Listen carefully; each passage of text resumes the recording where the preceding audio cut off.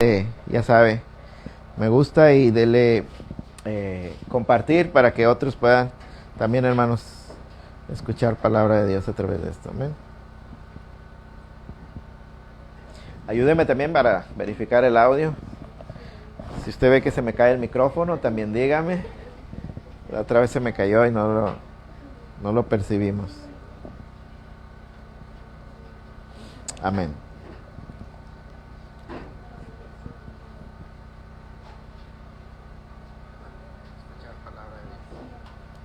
Creo que estamos ya, hermanos, listos y transmitiendo.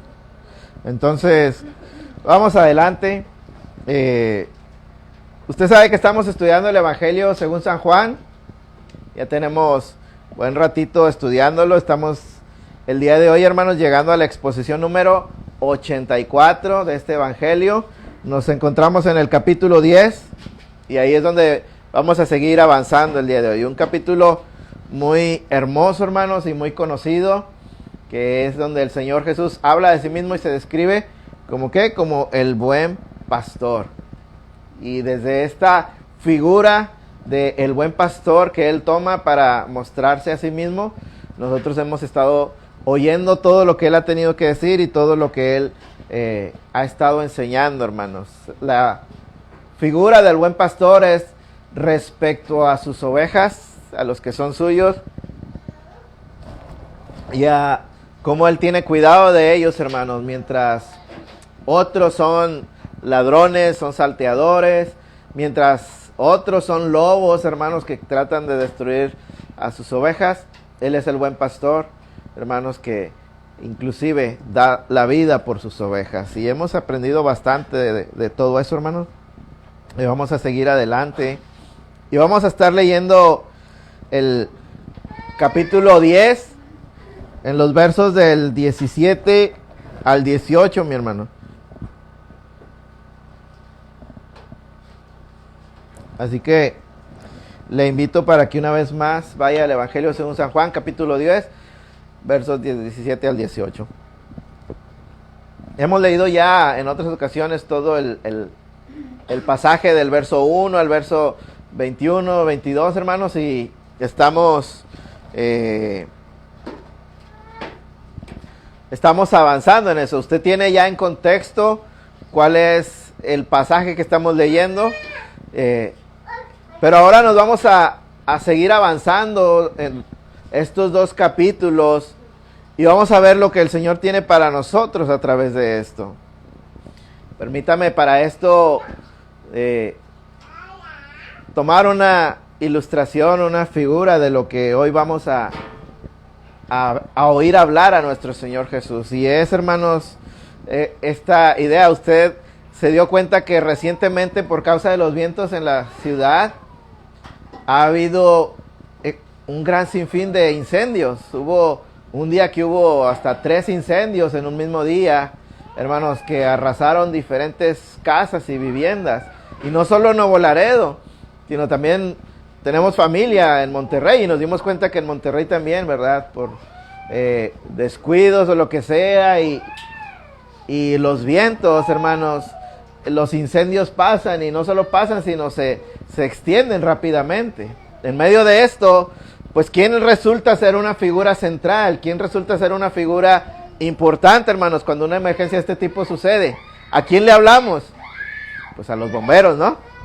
A los bomberos. Entonces,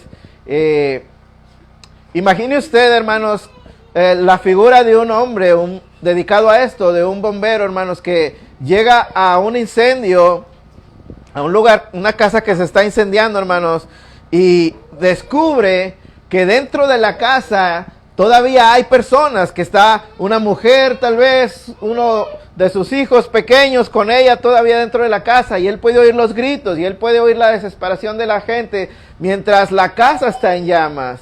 Y aquel hombre, hermanos, bombero, parado frente a la entrada, hermanos, y en un instante, por un impulso de oír a aquellas personas, se lanza dentro de la casa, hermanos, como ignorando inclusive el peligro para su propia vida, porque aquella casa está completamente envuelta en llamas Y de alguna manera que no podemos nosotros entender, hermanos, él logra entrar hasta donde están aquella mujer, aquel pequeño, hermanos, los toma y los ayuda a salir, logrando ponerlos a salvo fuera de aquel incendio. Y cuando uno piensa en esas cosas, uno se da cuenta que pasan. No es algo raro que un hombre dedicado a esto, un bombero, hermanos, arriesgue su vida de esta manera para rescatar a quienes están atrapados. Pero nosotros podemos llegar a pensar, bueno, pero es que ese es su trabajo, esa es su obligación. Bueno, pero es que él para eso está entrenado. Y bueno, pues eso es lo que podíamos esperar de él. ¿Qué otra cosa podíamos esperar de él? Pero déjeme le digo una cosa, que no es así. Cuando en las noticias sale y a bomberos, hermanos, que hacen este tipo de obras, les llaman héroes, es porque, hermanos, no es lo que se espera. Tenemos la idea de que uno espera que los bomberos arriesguen su vida y entren y hagan caso omiso de su propia seguridad. Pero, hermano, como diferentes cursos de seguridad que me ha tocado a mí mismo tomar, hermanos, una de las primeras cosas que te dicen es, no debes arriesgar tu propia vida. Para empezar, si el fuego está muy grande, si es demasiado el riesgo, es mejor no arriesgar tu propia vida porque haces más grande el problema. Si tú mismo te quedas atrapado adentro, o en vez de, hablando crudamente, en vez de que mueran 2, hacer que mueran 3, entonces lo ideal, y para lo que los entrenan, hermanos, es, si es posible, los ayudamos. Si se ve imposible, esperamos refuerzos, esperamos a tratar de controlar el fuego, lo que sea. Es decir, hermanos, aún que se dedique a eso, aún que sea su profesión, aún que esté entrenado para eso, no es, hermanos, que podríamos decir, no es lo que se espera. Que arriesgue su vida ignorando y haciendo caso omiso de su propia seguridad, hermanos, no es lo que se espera. Aunque esté entrenado, hermanos, y aunque sea su trabajo. Cuando un bombero, hermanos, decide arriesgar su vida de esa manera para salvar a otros, hermanos, está tomando una decisión que va más allá de su responsabilidad. Y con justa razón, hermanos, las noticias y los periódicos le llaman héroe. ¿Sí lo ha visto? Héroe. Porque fue más allá, hermanos. Ahora, todo esto, hermanos, nos recuerda el sacrificio de Cristo. En Juan 10,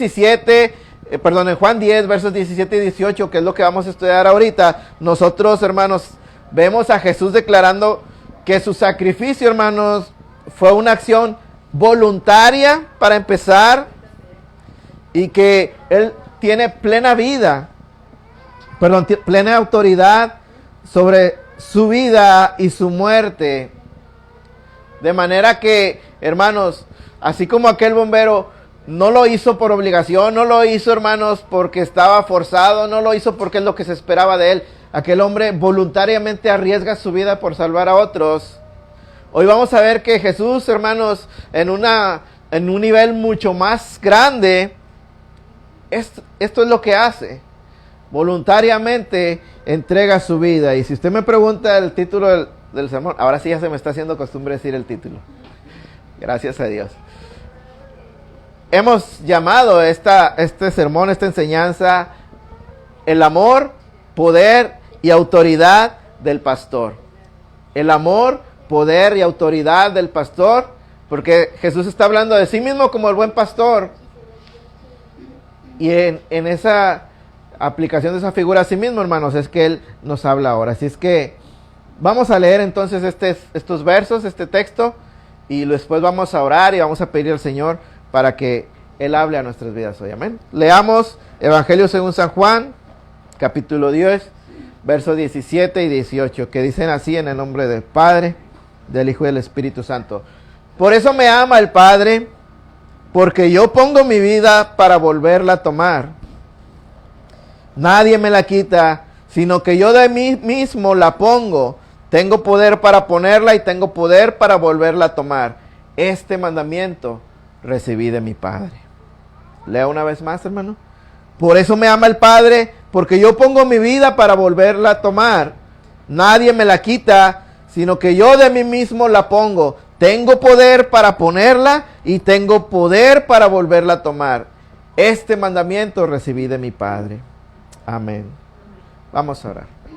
Amado Dios y Padre Celestial, te alabo y te bendigo, Señor, y hoy yo estoy delante de tu presencia, Señor, dándote gracias por que tú nos permites estar aquí, Señor. Gracias por tu iglesia, gracias porque hemos podido orar, cantar, adorarte, Señor, y sin duda sabemos que estás con nosotros, Padre. Pero ahora, Señor, queremos oír tu palabra, necesitamos oír tu palabra. Necesitamos que tú nos des vida a través de ella, Señor. Pues, ¿qué otra, a dónde podemos ir, Señor, que tengamos vida, si no es a ti y a tu palabra? Hoy yo te ruego que me ayudes, Señor, a exponer esta palabra, que pueda yo, Señor, hablar con denuedo, que pueda hablar con valentía, que pueda hablar con claridad, Señor, pero sobre todas las cosas, que pueda yo hablar con fidelidad, Señor. Que no me aparte, Señor, del mensaje que tú tienes para tu iglesia, que tu Espíritu Santo me use y sea Él el que hable a través de mí, Señor. Sé que es mucho atrevimiento, pero te ruego, sírvete de mi vida, Señor, para bendecir a tu iglesia. Sírvete de este vaso inútil, Señor, y bendice a tu iglesia. Y danos palabras, Señor, y a todos danos oídos para oír, Señor, y un corazón para obedecer y para hacer, Señor. Para que no seamos solo oidores de tu palabra, sino hacedores de tu palabra. Pues a través de esta, por el poder de tu Espíritu, tú nos das vida, tú nos corriges, tú nos enseñas, tú nos alientas, Padre. Háblanos hoy, Señor. En el nombre de Jesús te lo ruego. Habla a tu iglesia hoy. Amén.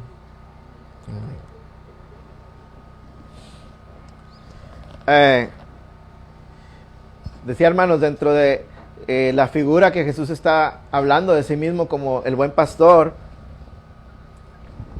Él habla de la necesidad de que Él mismo como buen pastor va a tener que dar su vida por las ovejas.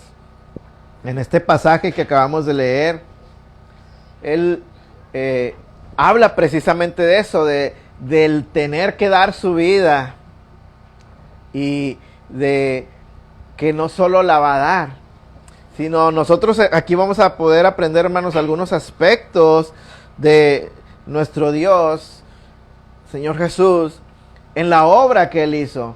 Y vamos a explorar hoy, hermanos, 4 verdades fundamentales que son necesarios que nosotros las aprendamos, entendamos y las vivamos, hermanos, porque tienen grande bendición para nosotros. Pero en este pasaje podemos observar 4 verdades, hermanos, gloriosas y enormes. Y quiero decir, hermanos, que voy a tratar de alcanzar de acabarlo el día de hoy, pero si no, pues el Señor está en control de todo esto, porque tal vez sí sea un poquito largo.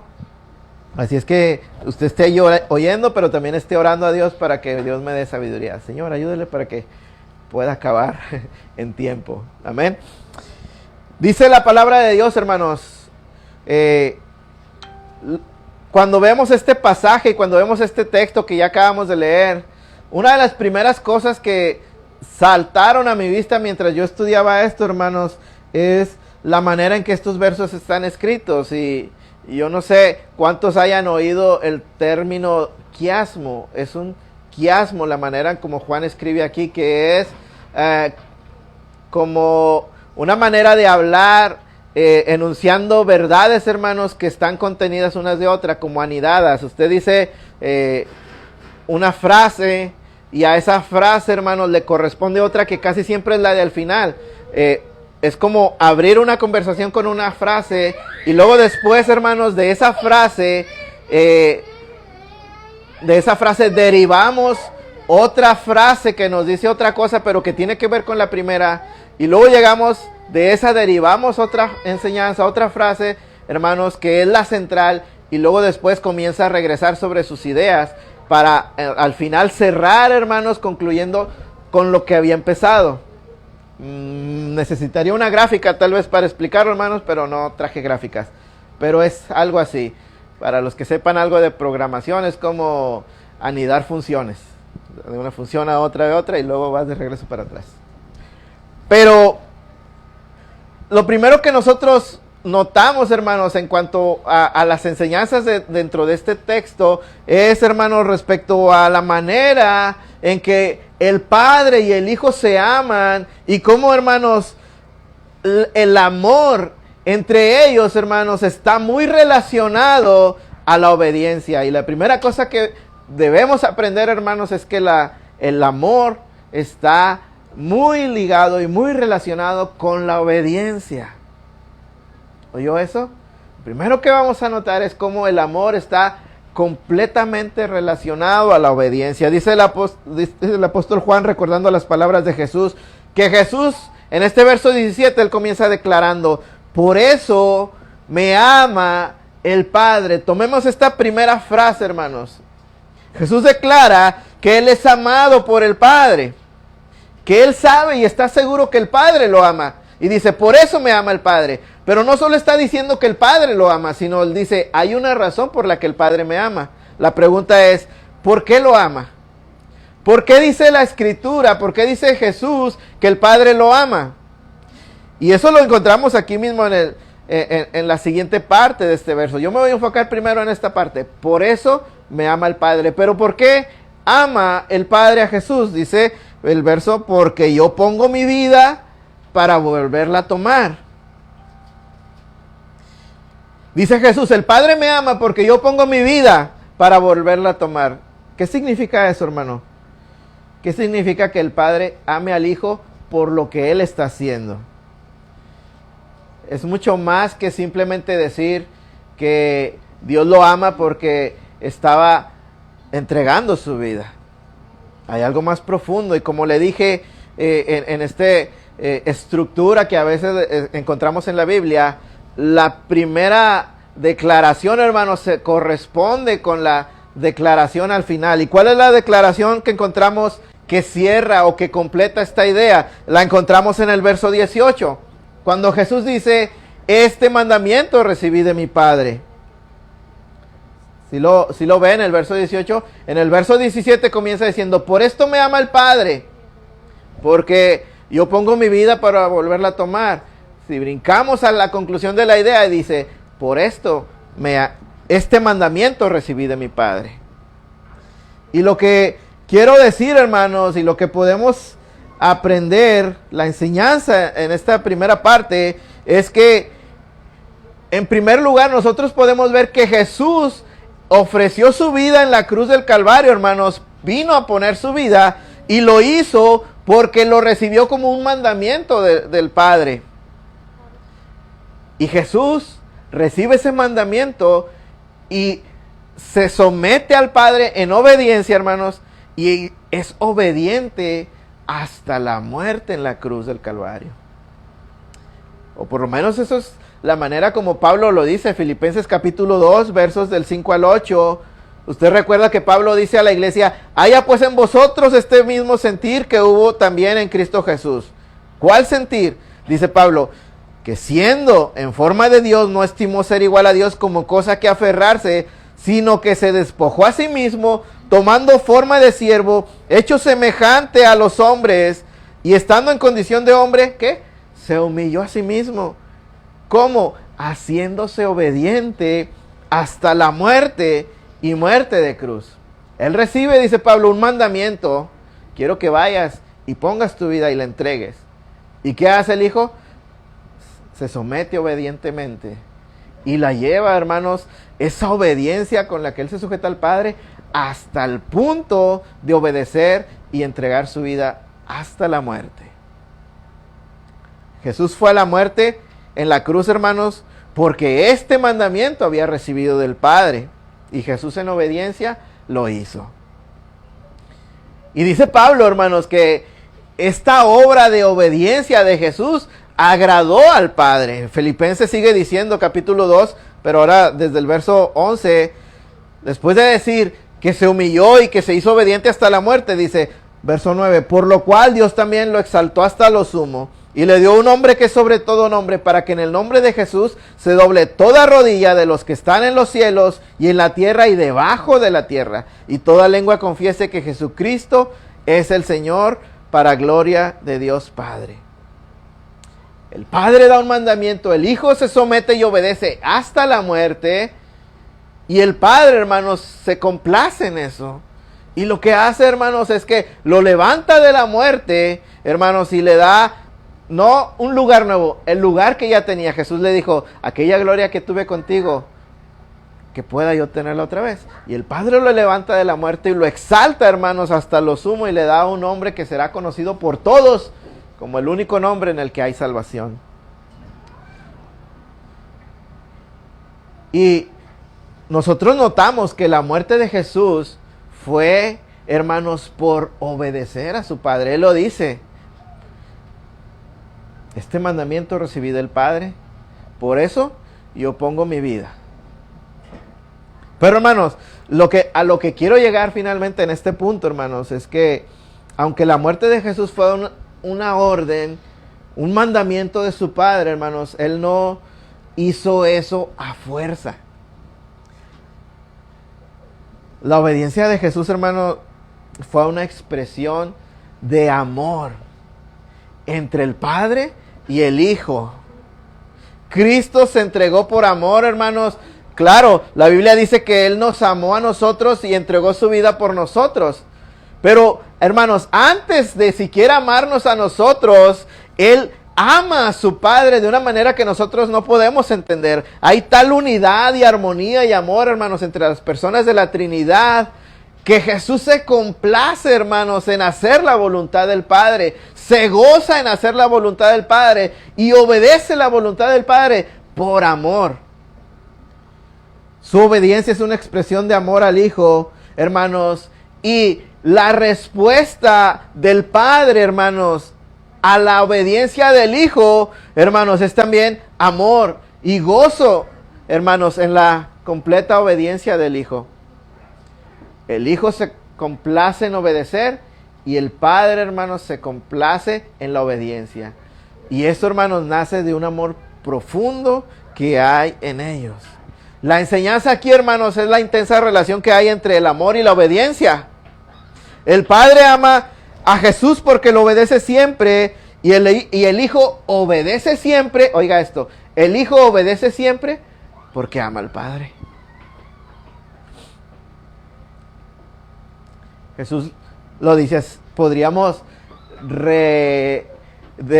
releer las palabras de Jesús de esta manera: yo pongo mi vida para volverla a tomar.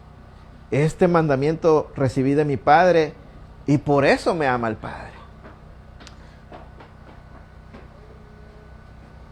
Y Jesús no hace, hermanos, obediencia. Jesús no se entrega en obediencia para que el Padre lo ame. Jesús no está diciendo, el Padre me ama porque pues yo le obedezco. Jesús no obedece para ser amado. Jesús obedece porque es amado. No sé si me note la diferencia. No obedece para ser amado. Obedece porque Él sabe ya que el Padre lo ama.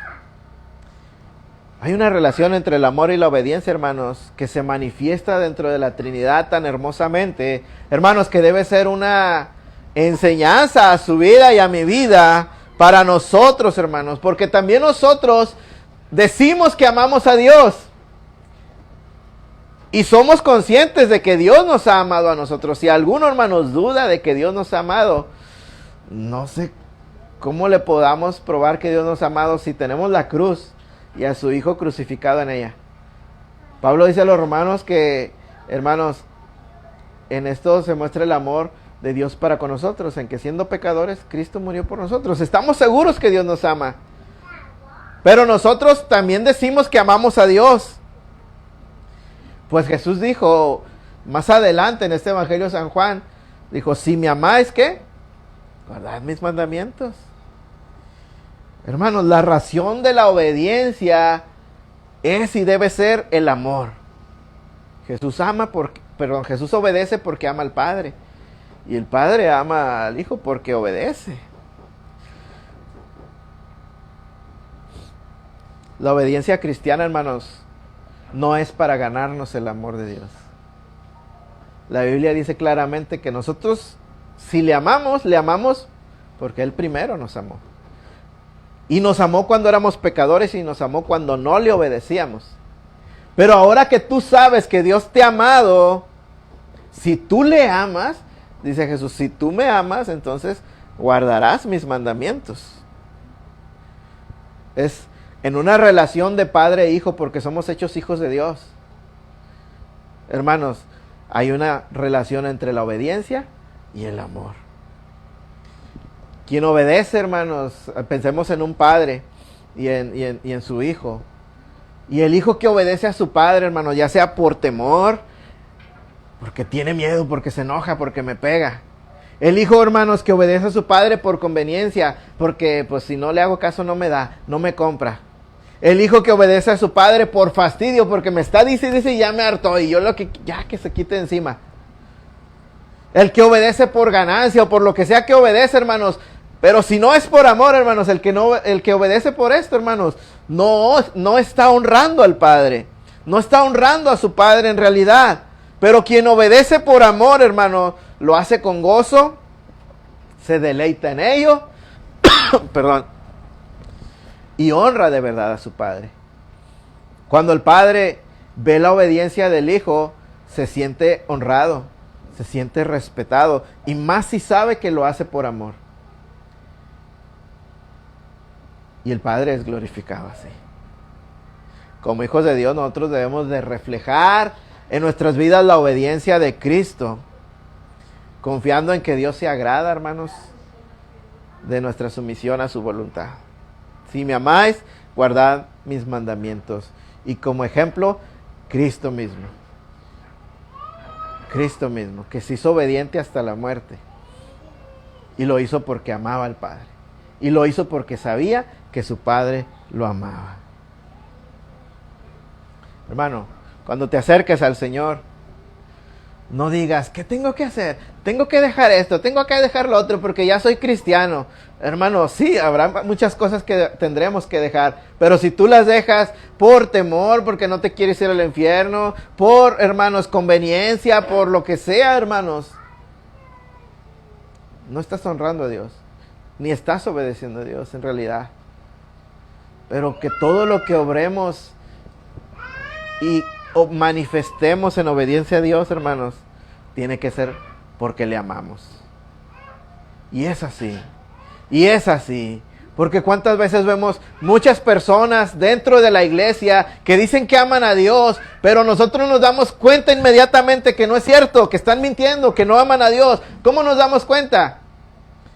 Porque no obedecen a Dios, porque viven todavía como les da su gana y haciendo su propia voluntad, no se deleitan, y cuando tratan de obedecer de hacer la voluntad de Dios, hermanos, les cuesta, es para ellos como una carga, es para ellos un peso, es para ellos restricciones, límites, todo, hermanos, ¿sabes? Y no hay deleite en ellos, ¿sabes por qué? Porque no hay amor a Dios. Pero cuántas veces hemos visto también hermanos fieles que sabemos que aman a Dios y los vemos deleitarse, hermanos, andando en los caminos de Dios. Y los vemos deleitarse haciendo la voluntad de Dios y guardando sus mandamientos y sirviendo en la iglesia y haciendo todo lo que pueden hacer para glorificar a su Padre. ¿Y sabes por qué lo hacen? Porque lo aman. Y son hermanos que tú no tienes que andar correteando. Ándele, hermano, por favor, venga a la iglesia. Ándele, hermano, que la velada de oración. Ándele, hermano, por favor. Y el pastor tiene que andarle rogando. No son ese tipo de hermanos, porque aman a Dios y como Jesús se deleitan en hacer la voluntad del Padre. Y Jesús sabe que el Padre lo ama. No obedece para ser amado, obedece porque ya es amado. Eso es algo para ti, para mí. Si tú realmente has nacido de nuevo, si el Señor te ha dado vida nueva, si tú le conoces, tú sabes lo glorioso y lo grande que es. ¿Cómo no amarlo? ¿Cómo no querer honrarlo? ¿Cómo no querer entregarnos? Pero,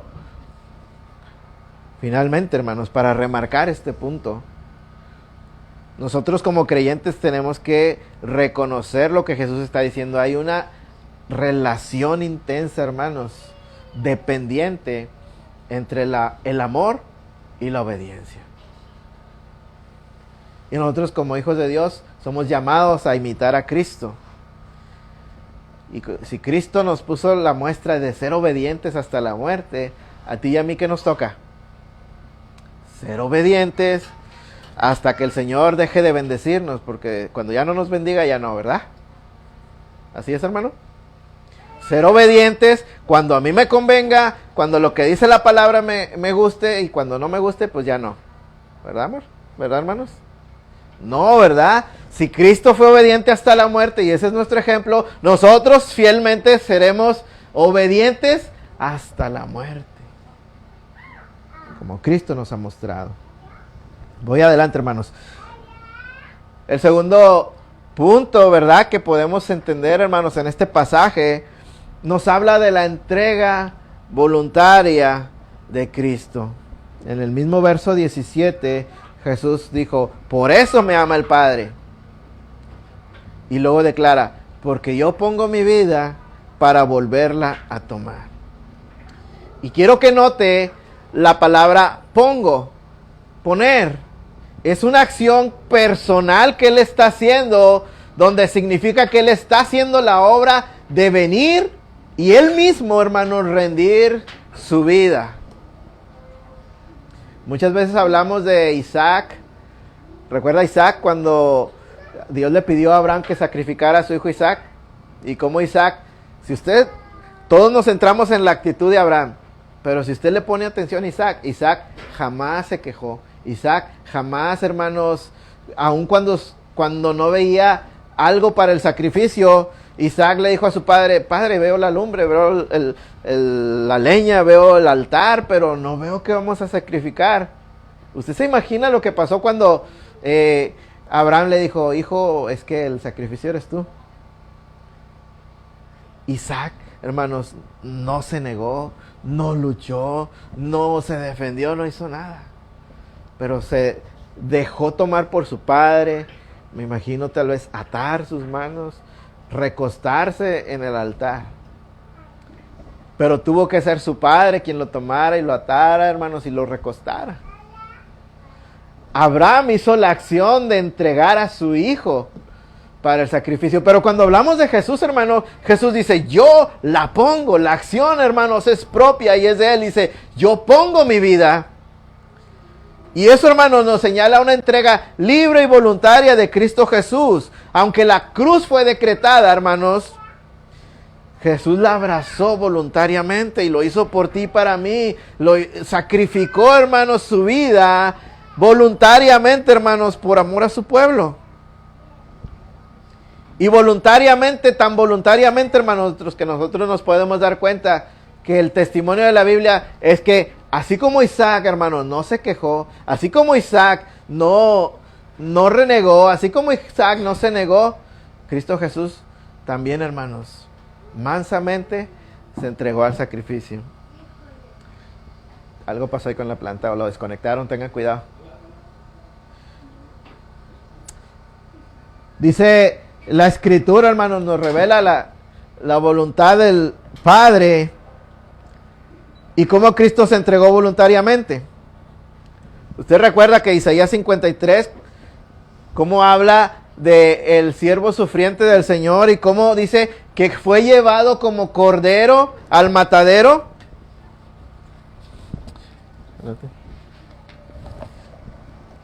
¿Cómo fue llevado como cordero al matadero, hermanos? ¿Pero qué dice? Pero no abrió su boca.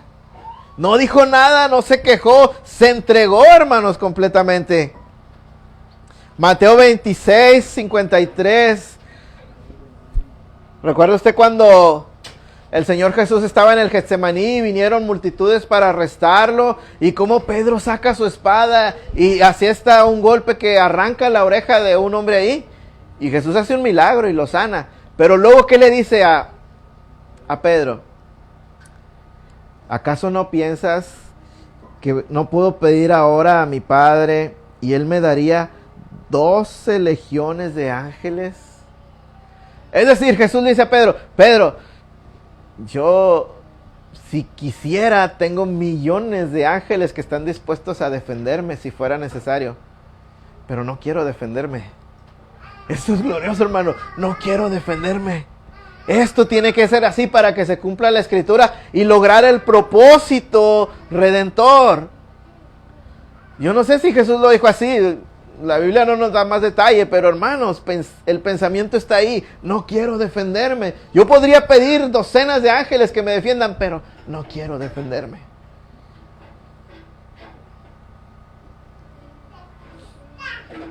Esto, hermanos, saber que Jesús se entregó voluntariamente refuerza la idea, hermanos, de que la muerte de Cristo en la cruz no fue nunca, hermanos, una derrota.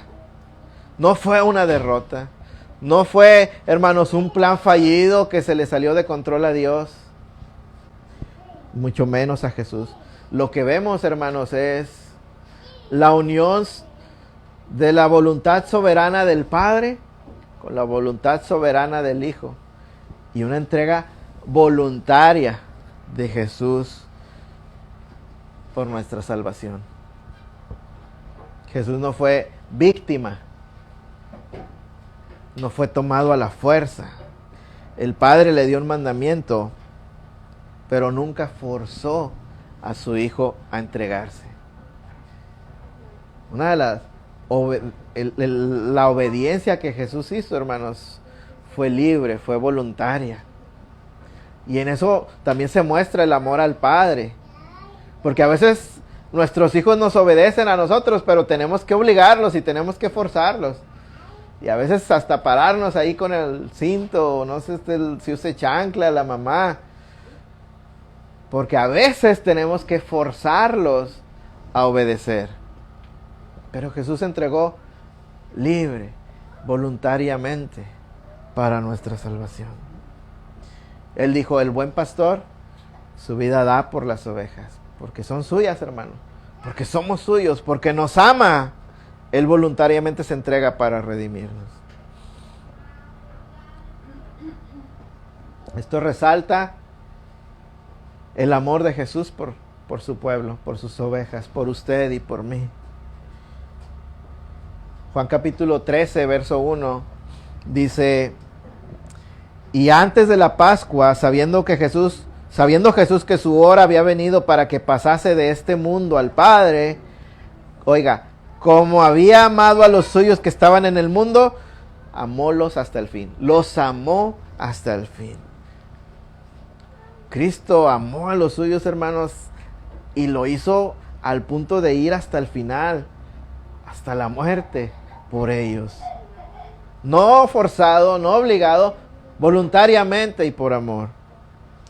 Es lo que Pablo dice a los Efesios también, Efesios 5:26. ¿Recuerda? Maridos, amad a vuestras mujeres, ¿qué? Así como Cristo amó a la iglesia. No solo la amó, dice, y se entregó a sí mismo por ella. Es impactante, hermanos. Al menos para mí, yo no sé si para usted, es impactante para mi alma pensar que el Rey de Reyes, Señor de Señores, hermanos, siendo Dios, voluntariamente, hermanos, deje su gloria, descienda y tome forma de una de sus criaturas. ¿Por mí? ¿Por mí? ¿Quién soy yo? ¿Quién eres tú para que el Dios glorioso, hermanos, venga a entregar su vida? No valemos, hermanos, ni una millonésima de la dignidad de nuestro Dios. Y Él se entregó completo por ti y por mí. Y nadie lo obligó, nadie lo forzó. Voluntariamente, hermanos, se humilló para redimirnos. ¿Qué te hace pensar eso? ¿Qué te hace sentir eso? Yo me siento amado. Yo me siento salvado. Yo me siento también humillado. Pero sobre todas las cosas me siento agradecido. Porque no era por obligación. Hablábamos de aquel bombero. No tenía la obligación de hacerlo. Él pudo haber dicho, Yo no voy a arriesgar mi vida. Voy a esperar que lleguen más bomberos. Voy a esperar que se controle el fuego. Pero él decidió entrar en el fuego. Jesús no tenía la obligación, hermanos. Él era Dios. No tenía ni la obligación ni la necesidad, hermanos, de entregarse para salvarte y para salvarme. Pero él lo hizo porque nos ama. Y lo hizo voluntariamente. Aunque el Padre le dio un mandamiento, hermanos, la verdad es que lo hizo voluntariamente. Como si usted a su hijo le dijera: hijo, te mando que te vayas al parque a jugar y te lleves estos 100 pesos y te compres un helado y juegues. El hijo, ¿qué va a hacer? Va a agarrar ese mandamiento y va a correr a deleitarse en cumplirlo. Pero a Cristo no le pidieron ir al parque, le pidieron ir a la cruz. Pero como si le hubieran dicho: vete al parque a deleitarte, hermanos. Así lo hizo, así se deleitó en cumplir la voluntad de su Padre. ¿Por qué? Porque nos amaba. ¿Por qué se entregó voluntariamente? Porque nos ha amado.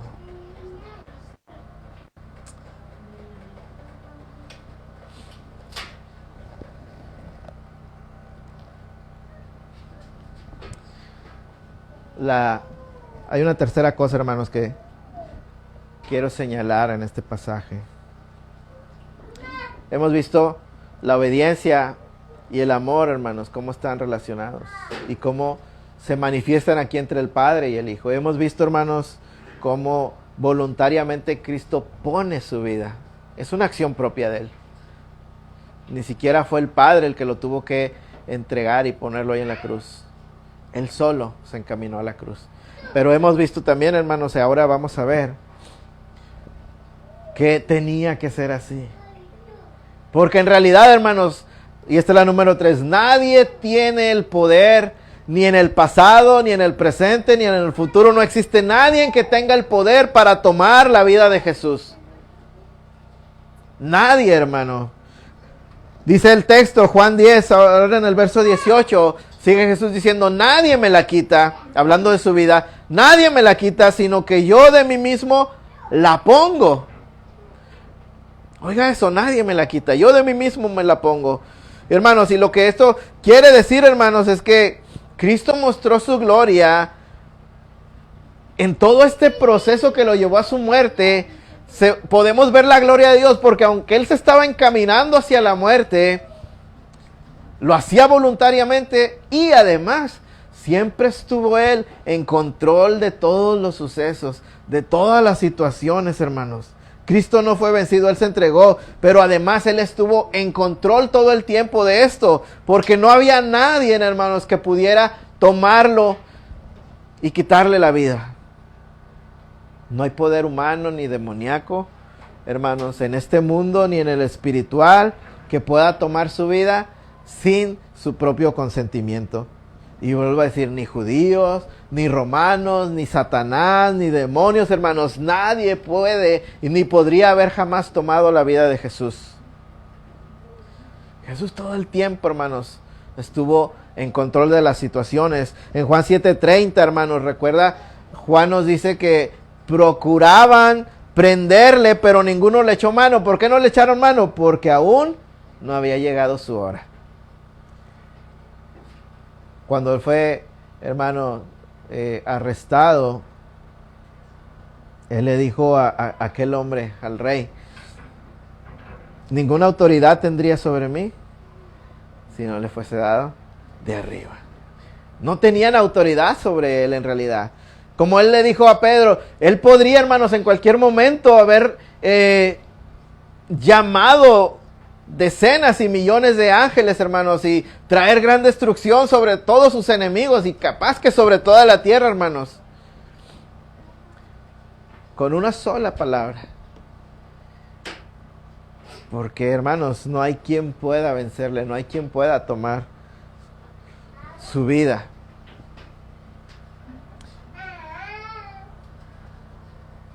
El ejemplo más impactante que yo encuentro de esto, hermanos, de cómo nadie pudo haber tomado la vida de Jesús a la fuerza, es, hermanos, en Juan capítulo 18. En Juan capítulo 18 usted encuentra a Jesús orando en el Getsemaní y luego mientras él está orando, hermanos, y cuando terminan de orar más bien, se acerca Judas con toda aquella compañía de gente que venía con él. Y vienen para arrestar a Jesús. Y dice Juan 18:6 que venía una compañía de soldados más los guardias de los sacerdotes y de los fariseos. ¿Cuánta gente, hermanos, venía para arrestar a Jesús? La palabra que pone ahí compañía, hermanos, era una palabra que en griego es speria, que también le llaman una cohorte, o como se pronuncia, hermanos. Pero el punto es, hermanos, que eso que Juan nos dice, una compañía, hermanos, de soldados romanos estaba compuesta, hermanos, si era una compañía completa, era 500 o 600 soldados. Pero si era un grupo reducido que aún llamaran compañía, era mínimo 200 soldados. A eso súmele, hermano, los guardias del templo. Y todos viniendo para arrestar al Señor Jesús. Hermano, a cualquier hombre le temblarían las patitas. Menos al Señor Jesús y a Pedro. Porque acuérdense que Pedro sacó la espada y dijo, pues aquí nos morimos todos. Pero no era la voluntad de Dios. Pero lo que me impacta, hermanos, es que cuando los líderes de aquellos hombres, hermanos, no sé si sería el capitán o alguien, se acercan a donde está Jesús con toda aquella multitud, no de cualquier hombre, de soldados armados, hermanos, espadas, lanzas y todos contra Jesús. Y el líder se acerca y Jesús les dice, ¿a quién buscan? Y cuando él les dice, ellos dicen, a Jesús de Nazaret, y él les dice, yo soy. Y todos se quedan así, dice Juan, como quietos. Y Jesús les vuelve a preguntar, ¿a quién buscan? Y él les dice, le vuelven a decir, buscamos a Jesús de Nazaret. Y entonces él dice, yo soy. ¿Sabe qué es lo que pasó cuando él dijo, yo soy? Dice Juan que todos cayeron, hermanos, a tierra como desmayados. Con el solo Jesús identificarse como el gran yo soy. Esto nos recuerda la manera como Dios se identificó con Moisés. El gran yo soy. El único y verdadero Dios. Y Jesús, hermanos, como en una acción de mostrarles a ellos, ustedes, aunque sean multitud y sean soldados entrenados y vengan armados, nada pueden contra mí, porque yo soy. Y cuando Él dice yo soy, hermanos, todos caen. Eventualmente, hermanos, se recuperan, se ponen de pie y Jesús se entrega a ellos. No tuvieron, hermanos, ellos que hacer uso de ninguna fuerza. Jesús se entrega a ellos. Pero si hubieran decidido, hermanos, usar la fuerza y Jesús hubiera decidido defenderse, honestamente, nada hubieran podido hacer. A Jesús, hermanos, el punto es que a Jesús nadie le quitó la vida porque nadie tiene poder para quitársela. Es Dios. Es Dios. Y cómo alguien, hermanos, puede quitarle la vida a Dios.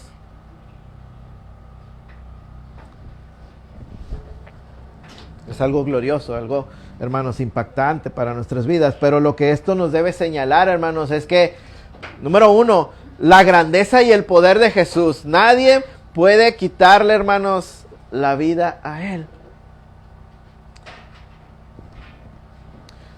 Nadie tiene el poder para quitársela. Jesús no fue vencido, Jesús no fue derrotado, a Jesús no lo arrestaron, hermanos, por el gran poder que tenía el enemigo. Jesús no fue, al final de cuentas, hermano, muerto por decisión de Herodes ni de nadie, hermanos. Él se entregó. Porque de otra manera esto no hubiera sido posible. Nadie tiene el poder para tomar la vida de Jesús. Deme unos minutos nada más y vamos a terminar la cuarta enseñanza que extraemos de este pasaje. Y es que finalmente Jesús dice, con todas estas acciones que vemos, su amor y la voluntad para entregar su vida, Jesús ha estado resaltando una cosa. Y es que la va a poner, la va a entregar, pero también la va a volver a tomar.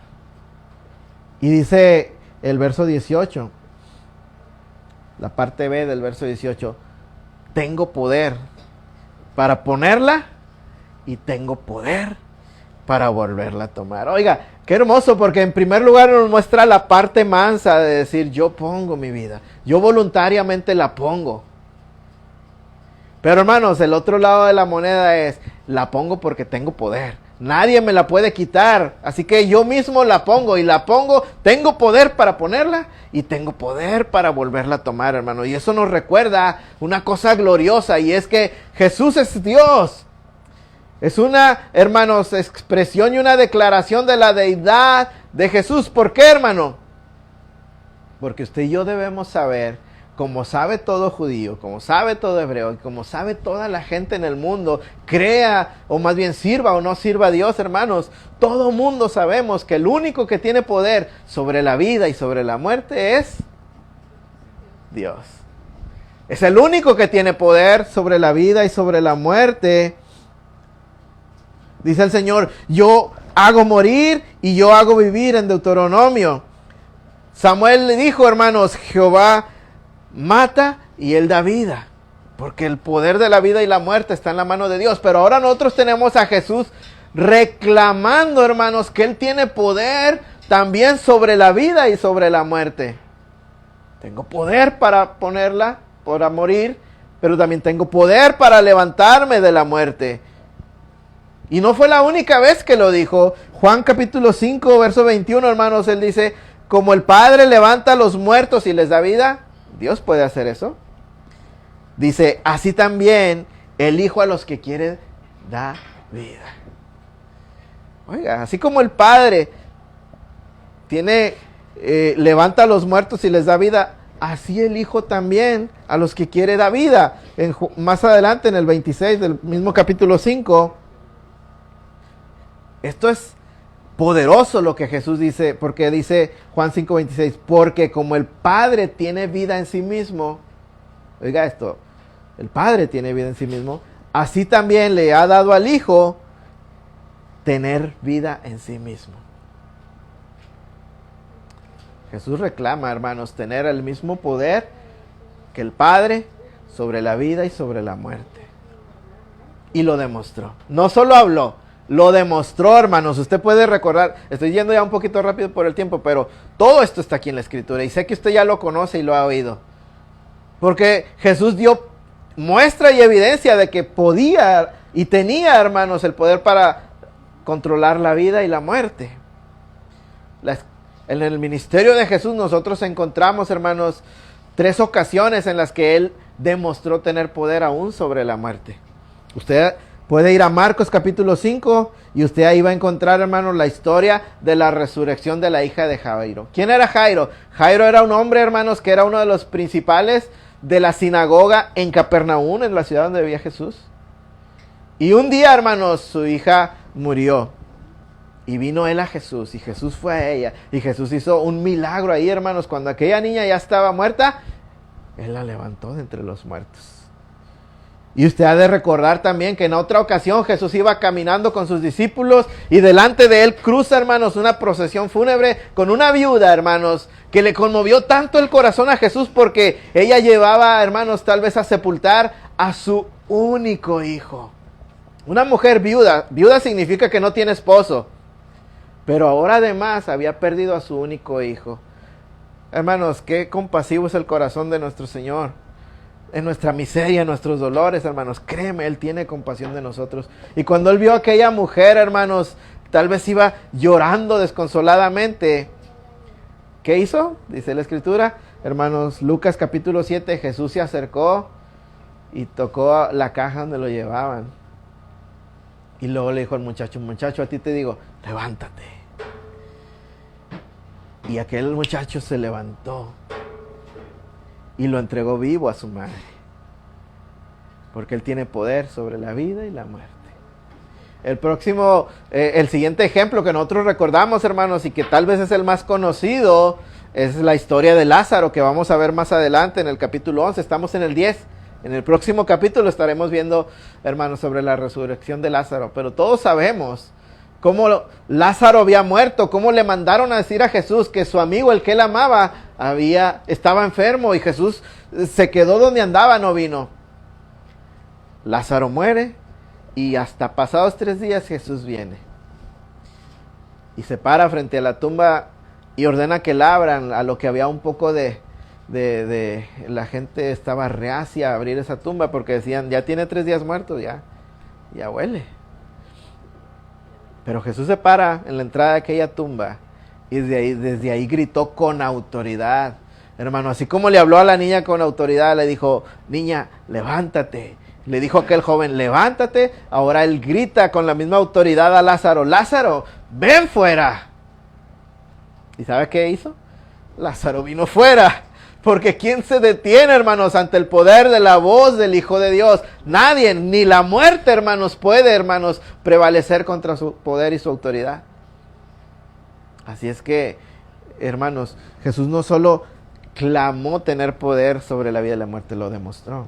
Él lo demostró. Y la conclusión lógica es que si decimos en primer lugar, solo Dios tiene poder sobre la vida y la muerte, y luego vemos a Jesús diciendo, yo tengo ese poder, y lo demuestra, hermanos, la conclusión lógica es, Jesús es Dios. Y es Él, hermano, el que tiene la vida y la muerte en sus manos. ¿Quieres oír algo más glorioso? Todos tememos a la muerte. Muchos encontramos consuelo y esperanza y fortaleza en Cristo, y qué bueno. Pero la mayoría de los seres humanos, si a algo le tememos, es al momento de la muerte. A morir un día y no sabemos qué va a pasar con nosotros. Pero déjame te digo que para los que estamos en Cristo hay una promesa maravillosa, hermanos. Porque cuando Él habla con Marta y María sobre Lázaro que estaba muerto, Él les dice, yo soy la resurrección y la vida, y el que cree en mí, aunque esté muerto, vivirá. Y todo aquel que cree en mí no morirá eternamente. Y hermano, ahí hay una promesa que Jesús está haciendo para ti, para mí, para todo aquel que en Él cree, que dice que no, hermanos, moriremos. Y aun si morimos, no moriremos eternamente. Esa es una promesa de resurrección. De que aunque nosotros, hermanos, muramos, porque muramos antes de que Cristo venga, tarde o temprano, hermanos, el Señor volverá. Y con el poder de su voz nos llamará y nos levantará de la muerte. Porque tal promesa nos ha dado, vida eterna en Cristo Jesús. Y tú no creas que cuando Jesús promete vida eterna, se la promete solo a tu alma, solo a tu espíritu. Mucha gente piensa en eso. Es que tal hermano ya se fue con el Señor, ya está en la vida eterna. Sí, su alma está en la eternidad. Pero Jesús ha prometido no solo redimir nuestra alma. Él prometió redimir al hombre completo. Y el hombre es, hermanos, mente, hermanos, espíritu, cuerpo. Algunos creen en una dicotomía, otros en una tricotomía. Pero sea lo que sea que pienses, hermano, el Señor también ha prometido redimir nuestra carne y nuestro cuerpo. Así que un día, hermanos, aún aquellos que ya están en la gloria, hermanos, tienen que volver, sus cuerpos tienen que ser levantados, y íntegro el hombre, completito el hombre, hermanos, tiene que ser redimido por el Señor, y entraremos así, íntegros, en una vida eterna. Y esta es la promesa del Señor, que Él vencerá a la muerte finalmente por nosotros. Ahora, si eso me lo promete, bueno, lo voy a cambiar. Si eso se lo prometo yo a usted, ni me crea. Porque yo no puedo ni controlar mi propia vida, menos voy a tener para cumplirle a usted si morirá o no morirá. Si eso se lo promete alguien que dice que es apóstol, alguien que dice que es arcángel, lo que sea, hermanos, usted tiene muchas razones para dudarlo. Pero, hermano, cuando la promesa la recibimos de aquel, hermanos, que no solo dijo yo puedo, sino que demostró que podía. Y no solo, hermanos, demostró que podía levantar de los muertos a otros, sino que finalmente Él mostró que tenía tal poder, hermanos, que aún Él podía poner su vida y volverla a tomar, hermanos. Y si después ese hombre me promete y me dice, si crees en mí, yo te puedo dar vida eterna, créeme, yo le creo. Yo me arrastro a sus pies y le creo y le digo, Señor, te creo y te seguiré y te serviré. Eres mi esperanza, eres mi anhelo y no tengo otro deseo más que estar contigo. Porque Él no solo habló, Él lo probó, hermano. Jesús tiene poder sobre la vida y la muerte y prometió darnos vida eterna. ¿Por qué tememos entonces? ¿Por qué tememos entonces? Quiero terminar, hermanos, aplicando todo esto que hemos visto en nuestra vida. Usted tiene la obligación de, una vez que terminamos el sermón, usted se va a ir a su casa. Usted tiene la obligación de seguir meditando en este sermón, de seguir pensando de qué manera se aplica a su vida. Pero yo le quiero hoy por lo menos decir que somos llamados a hacer la voluntad de Dios. Si usted y yo hemos conocido a Dios y somos hijos de Dios, hermano, usted y yo debemos de establecer una relación tan intensa entre Él y nosotros, hermanos, que no debe estar basada ni en el miedo, ni en el temor, ni en la ¿cómo se dice? En la beneficio que podamos obtener de Él, sino en amor. Le amamos porque Él nos ha amado, hermanos, pero si le amamos, dijo Jesús, tenemos que guardar sus mandamientos. Jesús muestra su amor al Padre, hermanos, siendo obediente, aunque tenga que ser hasta la muerte. Nosotros, hermanos, estamos para mostrar nuestro amor a Dios, ¿cómo? A través de la sujeción y a través de la obediencia. Dijo, guardando sus mandamientos hasta el final. Y cuando digo hasta el final, hermano, me refiero a que tratar de ser obediente. Pablo dice a Timoteo, todo aquel que quiera vivir, hermano, haciendo la voluntad de Dios, padecerá persecución. Cuando tú te decides a vivir para Dios, hermanos, el mundo se va a poner en contra de ti. Cuando tú dices, Señor, yo voy a hacer tu voluntad porque te amo, el mundo se va a poner contra de ti, se van a levantar contra ti. Y primero te van a hacer burlar. Ay, sí, ¿a poco ahora sí ya muy hermano? Ay, ¿a poco ahora sí ya vas en serio? No, hombre, ya deja eso, vente. Y te lo va a decir tu papá, tu mamá, tu esposo, tus hermanos. Ay, ya vas a empezar otra vez con que ahora sí vas en serio. Hermano, decídete y el mundo se va a poner en contra de ti. Aún los cercanos comenzarán con burlas. Pero si tú te decides y vives por la voluntad de Dios, hermanos, esto irá creciendo. Se empezarán a levantar enemigos. El mundo estará en contra de ti y comenzarán a perseguirte de una u otra manera. Pero tú, si amas al Padre, tenemos el ejemplo de Cristo. Yo voy a obedecerlo hasta el final, hasta la muerte. Y si aún me es necesario, hermanos, dar la vida por nuestro Señor, ¿qué vamos a hacer? Salir corriendo. Negarnos. No, hermano. El llamado es aún a rendir nuestras vidas a Cristo. ¿Podemos hacerlo? ¿Podremos obedecer a tal punto, hermanos, que siguiendo el ejemplo de Cristo, voluntariamente puedas poner tu vida para la gloria de Dios? Para alcanzar a otros en este evangelio. Sabes que predicar el evangelio cuesta. Las veces que yo he salido a las calles, y oro, hermano, porque estoy pidiéndole a Dios que pueda volver ahí otra vez.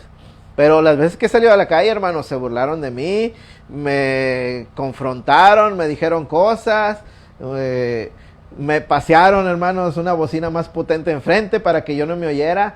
Hermanos, cuando tú te decides a predicar el evangelio, a hablar de Cristo, hermanos, muchas cosas pueden pasar. No es fácil, es peligroso. Pero si aún es necesario, hermanos, llegar hasta el riesgo de arriesgar nuestra vida, ¿somos capaces de ponerla? Para la gloria de Dios, en obediencia, en amor, para que otros puedan oír y sean alcanzados. El llamado es sí, hermano. Tenemos que hacerlo. No tengas miedo ni tengas cuidado de ti mismo respecto a eso. Lo peor que puede hacer el enemigo, hermanos, es matarte. Es cierto. Lo peor que puede hacer el enemigo, sea el mundo, sea Satanás, es matarte. Pero aun si el enemigo, hermanos, está dispuesto a quitarte la vida, recuerda esto: el poder de la vida y la muerte está en las manos de Jesús.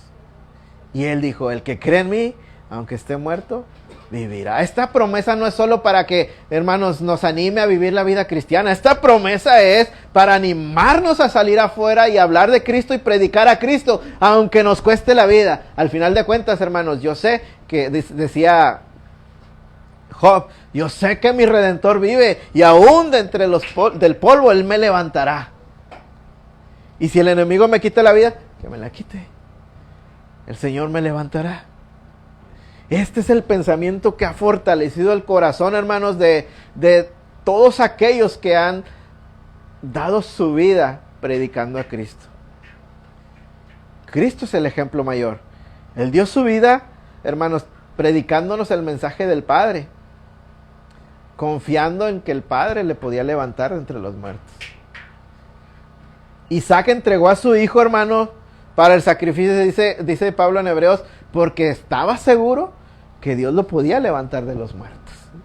Hoy tú y yo, hermanos, debemos ser motivados a salir y predicar, no importa lo que nos pase, lo peor que nos puede pasar. Y ayer estaba viendo un video de un hermano que estaba predicando en una calle, y repentinamente se le acerca un transexual con su bolsita y todo, bien enojado por lo que estaba predicando. ¿Y sabes qué hizo? De su bolsita muy mona sacó un pistolón como de este tamaño y se lo apuntó en la cara. ¿Quieres que te dispare? Y el predicador, asombrosamente, hermano, solo dio un paso atrás y se quedó firme y le dijo: es tu decisión. Si quieres disparar o no, es tu decisión. Pero te amo y Cristo te ama. Aquel hombre, porque es un hombre, guardó su pistola en su bolsa y se fue maldiciendo. Pero ¿qué lo hizo, hermano? Pararse ahí con ese valor, ese predicador. Él sabe, hermanos, que aun si ese hombre le dispara y lo mata, el Señor de ahí lo levantará. El que está, hermanos, que tiene el poder de la vida y la muerte es Cristo Jesús. Y Él ha dicho: el que cree en mí, aunque esté muerto, vivirá. Hermano, si esto nos anima a predicar, hermanos, aún sobre riesgo de muerte, ¿cómo no nos va a animar a vivir para Él? Vivamos para el Señor. Mostremos que le amamos, hermanos, haciendo su voluntad, siendo obedientes a todo lo que Él ha pedido y mandado de nosotros. Saber que Dios nos ama, hermanos, y que Él ha perdonado nuestros pecados, no es una justificación para decir: bueno, ya no tengo yo que hacer nada. Porque ahora, si tú amas al Señor, debemos vivir para Él, entregar nuestra vida para Él, obrar en justicia, en amor y en santidad. Muchos, aunque es difícil, muchos pueden morir por Jesús. Pero ¿sabes qué es más difícil? Vivir por Jesús. Eso le tocó al apóstol Juan. Casi todos los apóstoles murieron sacrificados por Jesús. Pero Jesús dijo a Pedro: ¿qué? Si yo quiero que este se quede hasta que yo venga, ¿qué? No estaba diciendo que lo iba a dejar hasta que Cristo volviera. No anda Juan por ahí vagando, hermanos, inmortal. Ya murió. Pero lo que Jesús estaba diciendo: este se va a quedar por muchos años. Mientras ustedes son llamados a morir por mí, Él es llamado a vivir por mí. Hermano, yo no sé si usted, Dios, lo esté llamando a morir por Él o lo esté llamando a vivir por Él. Pero sea que vivamos o sea que muramos, somos del Señor. Vivamos para el Señor. Y si el peligro de la muerte nos amenaza, no temamos. Él tiene el poder sobre la vida y sobre la muerte. Que estas enseñanzas, hermanos, hoy impacten nuestros corazones. Que el Espíritu Santo obre en cada uno y nos ayude a ser testigos valientes de Cristo. A vivir bien para Él y, si es necesario, a morir bien para Él. Pero que mostremos en verdad nuestro amor por Él. Vamos a orar. Amado Dios y Padre Celestial, te alabo y te bendigo y te doy gracias, Señor, en este día por esta palabra, Señor, que hemos podido predicar, Señor. Yo sé que no es la mejor exposición, tal vez, o lo más perfecto, pero, Señor, esto es lo que yo he podido traer, Señor, a través de tu palabra y por tu Espíritu.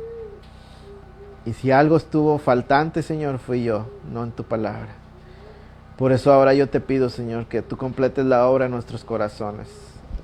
Que ahora, Señor, esta palabra que cada uno de nosotros hemos oído, Señor, comience a cobrar vida en los corazones de cada uno. Qué hermoso es, Señor, y qué impactante es oír que tú entregaste tu vida voluntariamente por nosotros, cuando tenías el poder para simplemente desaparecer toda la creación. Tú te entregaste voluntariamente, por amor al Padre, en obediencia, y por amor a nosotros para nuestra redención, Señor. Toda la gloria a ti, Señor, toda la gloria y la alabanza, el honor al que está sentado en el trono, que nos ha redimido de todo pueblo, de toda lengua, de toda nación. A Cristo Jesús hoy honramos y adoramos. Reconocemos que Él es Dios, que el poder de la vida y de la muerte está en su mano, porque al Padre le ha placido darle esto. Pero de ahí partimos, Señor, también para edificar nuestras vidas en ti. Te pedimos que nos ayudes. Dice tu palabra, Señor, que si tú no edificas la casa, en vano trabajan los que la edifican, Señor. Podemos oír y podemos entender a nuestra mente, pero es necesario que tú, tu Espíritu Santo, obre en la vida de cada uno hoy al oír este mensaje, Señor, y que podamos ser edificados por ti. Que tú ilumines nuestro entendimiento y esta palabra sea viva en nosotros. Ayúdanos a creer que de verdad, Señor, tú tienes poder sobre la vida y la muerte. Que de verdad nos amaste hasta entregarte por ti mismo, hasta entregarte por ti mismo voluntariamente. Y ayúdanos a que podamos vivir en consecuencia de eso, amándote, entregándonos vivos o muertos a ti, pero confiando en la esperanza de resurrección que tú nos has dado, que es cierta, que es verdadera. Afirma nuestros corazones en ti. Estas verdades, Señor, pueden disipar de nuestro corazón el temor, el miedo, la pereza. Permite que tu Espíritu Santo haga la obra en nosotros, Señor, y tu palabra dé fruto. En el nombre de Jesús yo te lo pido. Edifica tu iglesia, mi Dios. Amén. Amén, amén. Gloria a Dios. Hermanos, gracias a Dios por su palabra. Estamos terminando ya esta exposición. Espero que haya sido edificado y retado a poner toda su confianza en el Señor y vivir para Él sin temor, hermano. Vivir para Él sin temor. Me despido. Vamos a cerrar esta transmisión.